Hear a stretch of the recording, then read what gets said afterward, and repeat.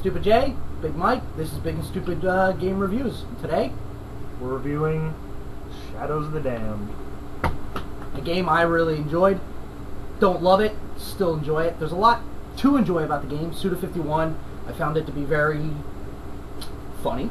I found it kind of lame at the same time, but I like that whole horror movie aspect to the whole thing. What else do I love about that game? Just the comedy, the humor. I thought graphically it was good. A lot of the levels definitely needed work. But I still liked the whole aspect of, I didn't feel like I was in hell, but I felt like I was in Mexico. And I'm always a fan of that. The graphics were definitely great. It's definitely a great looking game. There's like between 4 and 6 parts to each level. I never really felt like I was anywhere except that first part of the level. Once you see a level, you've seen the whole level. But it was funny for the first, 3 hours. After that, that's enough. Well, I enjoyed the horror movie homages. I don't fucking know how you say that. Homage. Okay. Homage. Homages. I'm not French. So fucking the Evil Dead tribute was fantastic. The Ghostbusters tribute I thought was awesome. I like that kind of stuff. I thought it was cool. Again, not bad, but everything was done with those same 2 enemies. You got the regular enemies with the masks. Those same enemies that crawl on the ground. It's like, how many times can I kill this same thing? Well, that's where a lot of games go with their enemies, where everything is basically, we're in hell. All demons look the same. We're terrorists. We all dress the same. We're in New York and everyone's a douchebag. It's that kind of mentality. Wow. Or zombies, where every zombie, there's like 4 different types in basically every goddamn zombie game you ever play. But another thing I also thoroughly enjoyed was I love the weapons. I love the upgrading to the weapons. The upgrade system's simple, easy to follow. The thing I hate about it is the collecting you have to do for red gems to buy more bullshit to upgrade your weaponry. But when you upgrade your weapon, you don't get like, a different type. You keep the same weapon and it adds all this extra bullshit that makes the weapon much more useful, especially for what's coming up next part in the game. But unfortunately, like a lot of games, when you have a new upgrade, new ability, new moveset, I gotta start using that in the new level. So that's another thing that currently bothers me, of course, always with video games. But again, I love that upgrade system. I thought it was cool. I like the guy you buy it from. I thought he was totally different from the rest of the video game characters. I think your sidekick Johnson is fantastic too. And of course, I love getting health by drinking tequila.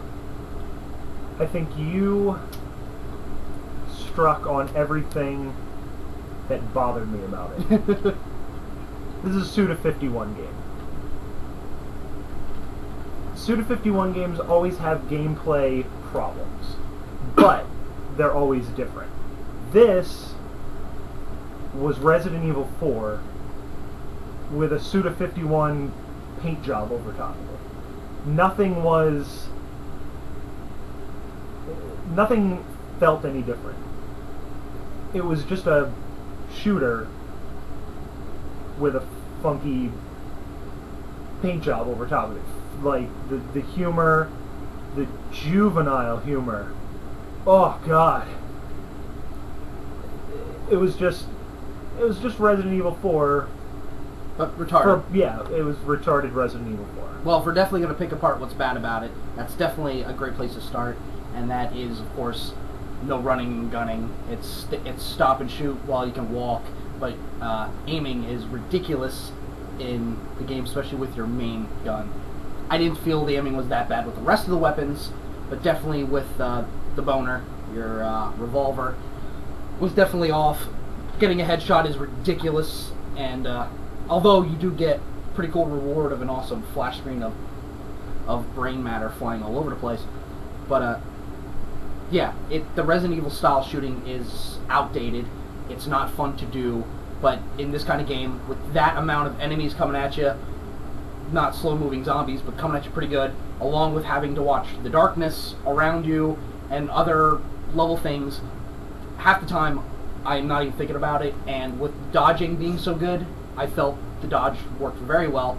The only times I really screwed up was when I get too flustered and I end up jumping at an enemy, but that's not the control's fault, it's my fault for getting too flustered. Yeah. But bad aiming is bad programming, and that, you can't get away from. And another thing that really bothered me was, other than the levels looking pretty nice, was I didn't really feel like I was in hell, like, at all. I felt like I was in the back alleys of Mexico, which is pretty cool. It's obviously very Latin themed, but going through there, and I'm just like, I'm not in hell. I don't feel like I'm in hell. I feel like Mexico's invaded, and then every once in a while there's some guts and something kind of evil, but that goes away pretty quickly. Yeah. Well, I forgot what I was going aiming to say. and the aiming and guns. It's not that it was bad. It's just outdated. The aiming was just Resident Evil 4 aiming. They didn't. It felt like with that team of Suda51, the guy from Resident Evil, the guy who did the music. Music's killer. The music's awesome. Fantastic. Yeah, that's probably the best part of it. But with Suda51 supposedly doing this crazy story, and the guy that does Resident Evil doing the gameplay, which, again, is usually Suda's, low point. It was supposed to be this amazing game, but it sort of came across as generic, and just, that's one thing I can't stand in a game, is it being generic. It needs to have something. I can take a crappy game if you're going to give me something new. Yeah. But this game gave me absolutely nothing new, except for the back and forth of a horny demon and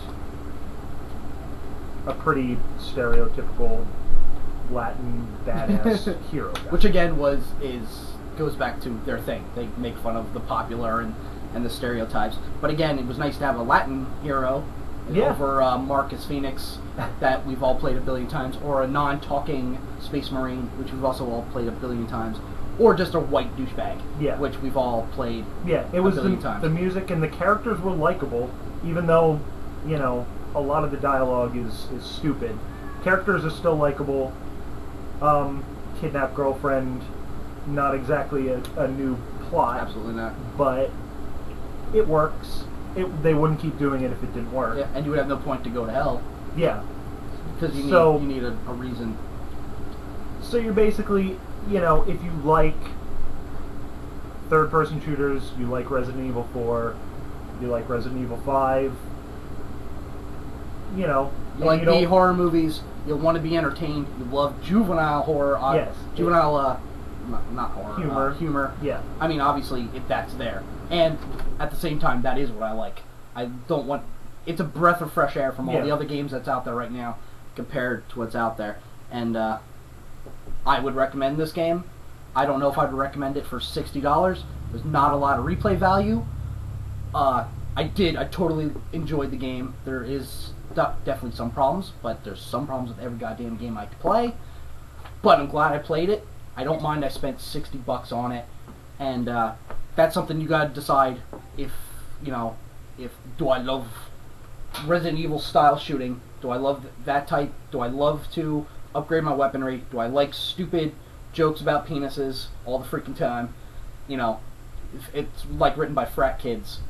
If that's your kind of thing, then totally. And it didn't hurt my wallet shelling out the $60. I enjoyed the game, and I do recommend it if that's the kind of thing you're into. I'm glad I played your copy. I can see, I can see that people would like it. It just doesn't give you anything new. So if you like shooters...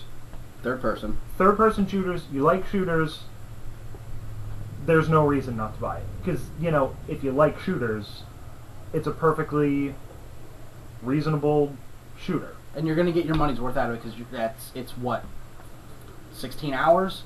Yeah. It's a long game I wouldn't. and long levels. Yeah.